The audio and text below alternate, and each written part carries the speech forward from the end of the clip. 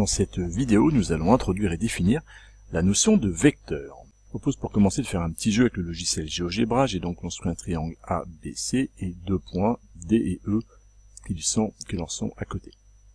Je vais profiter des différentes possibilités offertes par le logiciel, le géométriseur, qui est capable de me faire différentes transformations. On va faire un petit rappel de collège en partant par la symétrie axiale, qui est la première proposition qui est faite. Alors symétrie axiale, c'est par rapport à un axe. Donc, on va d'abord définir un axe, et mon axe, ça va être ma droite DE. Et donc, la symétrie axiale, vous devez vous en rappeler, le logiciel me le fait très bien. Je fais le symétrique de mon triangle par rapport à ma droite, et j'obtiens un autre triangle derrière.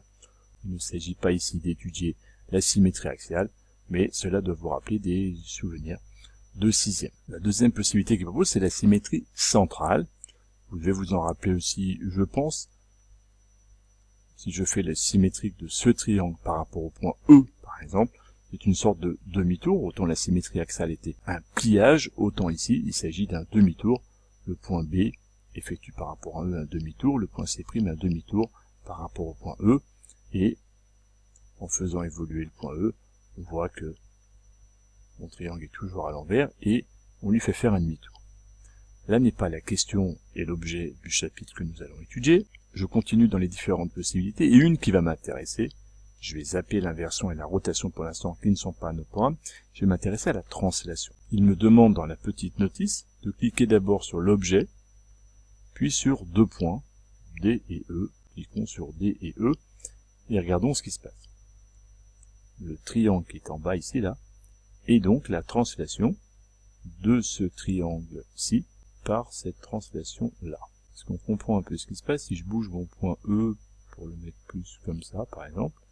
Est-ce qu'on comprend mieux ce qui se passe? Si je regarde, le point A a été transformé au point A', le point C a été transformé en C', le point B en B', et on voit clairement apparaître ces trois segments-là qui ressemblent beaucoup à mon segment DE. Et donc, on voit bien qu'il y a une sorte de déplacement entre D et E, et que l'ensemble de mon triangle a subi ce même déplacement.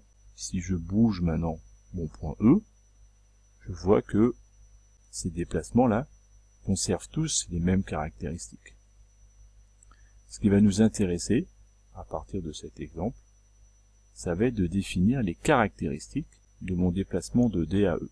On observe que tous ces déplacements de A à A', B, B', C, C' et D à E ont tous la même longueur. Ils sont tous portés sur des droites qui seraient parallèles, on dira qu'ils ont la même direction, et ils vont tous dans le même sens, ils vont tous vers le bas. On imagine bien que si je fais passer le point D de l'autre côté, entre ceci et ceci, tout est porté par des droites parallèles, mais par ici sur la droite, et par ici sur la gauche. Donc il y a donc non seulement une direction, mais un sens.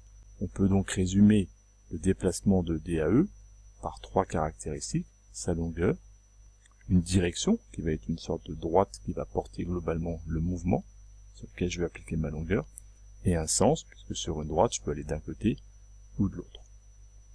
Ce sont ces trois éléments-là qui vont me permettre de définir ce qu'est un vecteur, ce que nous allons définir de façon rigoureuse dans une autre vidéo.